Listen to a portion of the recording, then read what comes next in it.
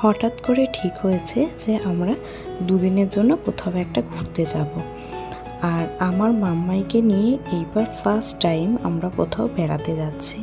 তো সেজন্য তো ভীষণ আনন্দ হচ্ছে, আর একটু একটু টেনশনও হচ্ছিল, কেননা একটা ছোট্ট বাচ্চা নিয়ে যাব, তো সেই কারণে। এদিকে মাম্মায়ের ব্যাগটা তো গুছিয়ে নিয়েছি।